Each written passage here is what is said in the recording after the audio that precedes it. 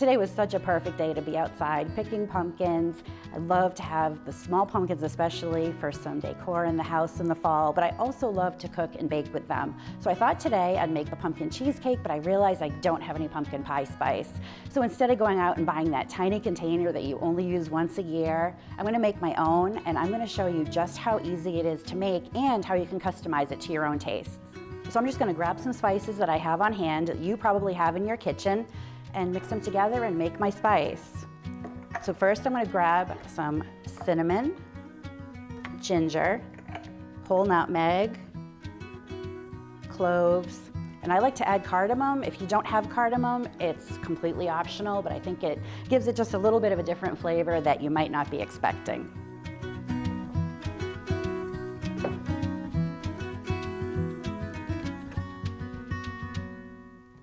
To get started, I'm going to add cinnamon. I like cinnamon to be about half of the mixture, so I'm going to add about 2 tablespoons of cinnamon. Then I'm going to add about a tablespoon of ground ginger. Then I'm going to add some cloves, maybe about a teaspoon of cloves. And I'm going to grind some nutmeg into it. I like to use the whole nutmeg and the microplane. It just makes it a lot fresher. Maybe, I don't know, 1/8 of a teaspoon or something like that.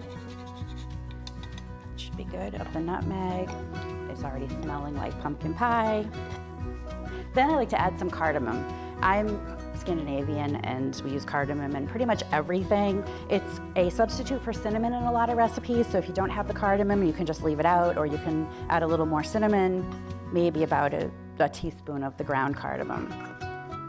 And then lastly, I like to do a few twists of ground fresh black pepper. It just gives it kind of a little bite that maybe you're not expecting. And then just whisk it up in your bowl. So now we've got our pumpkin pie spice that I'm going to use in the cheesecake, but you can also use it in lattes or other baked goods the entire holiday season without having to go out and buy it. I am going to make my favorite fall dessert, pumpkin cheesecake. It's kind of a combination between pumpkin pie and cheesecake, so when you bring it somewhere, you kind of please everybody, and it's super delicious.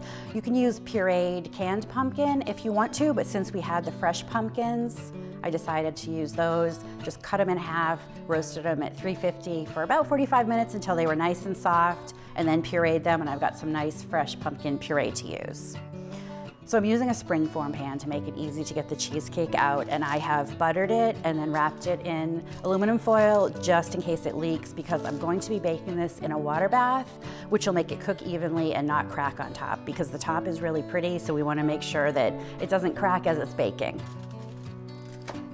So first I'm going to get started on the crust. So I have some hard ginger snap cookies that I have crushed, and then I'm just going to add melted butter to them and stir it until the crumbs are all evenly covered and it's kind of holding together a little bit. I like to use the ginger snap cookies instead of graham crackers because they have all those great holiday spices in them, and it really complements the spices in the cheesecake. Okay, that looks good. So now I'm going to pour them into my pan and then just press them with my fingers so the whole bottom is covered and they're just kind of nice and tight in there. So that looks good. Now I'm going to put the crust in the fridge to chill while I make the filling.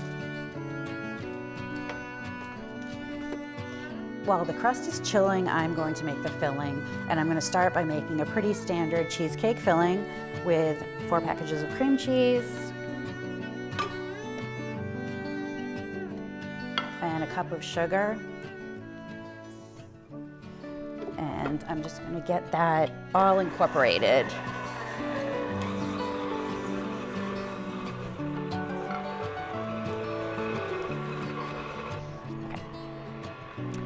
Now I'm going to add a tablespoon of vanilla bean paste. I use the paste instead of the extract. It's thick like molasses, And what I like about it, it has the flecks in it like vanilla beans. So you can really see them in cheesecake or ice cream or creme brulee, and it just makes it really nice. It also doesn't have that alcohol taste that extract can sometimes have, and you can substitute it in any recipe 1-for-1 with vanilla extract.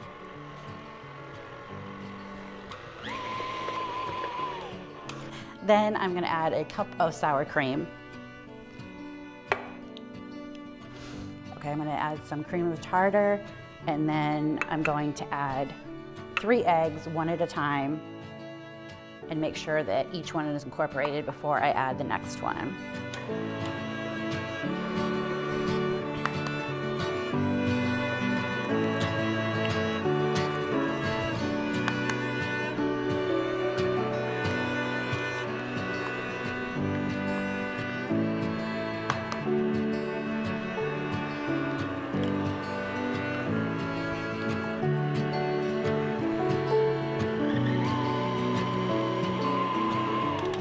Now I'm going to scrape it down one more time, give it another little mix, and then I'm going to be ready to divide it and add the spices to half of the batter. So I've taken out half the batter, I'm going to leave that plain, and then to the other half of the batter, I'm going to add about 3/4 of a cup of our beautiful pumpkin puree.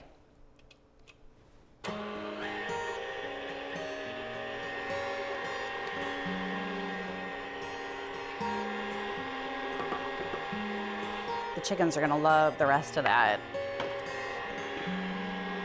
Okay, that looks good. Then I'm gonna add some brown sugar, the pumpkin pie spice that I just mixed up, and some molasses.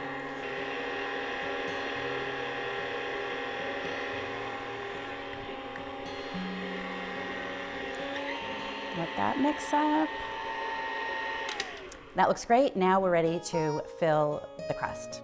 So first, I'm just going to take out about a cup of my pumpkin batter and set that aside. And then the rest is going to go on top of the crust. I'm just going to kind of smooth it down.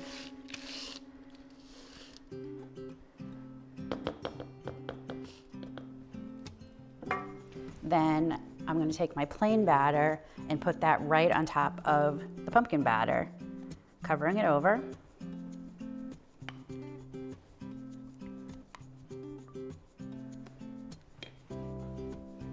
And I'm just going to try to cover all the pumpkin with the plain batter as much as possible. Then I'm going to take my remaining pumpkin batter and just kind of dollop it on top, little piles.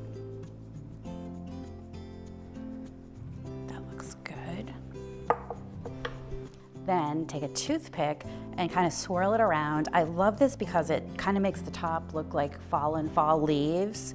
Just a really pretty top to the cheesecake. Just kind of random swirls.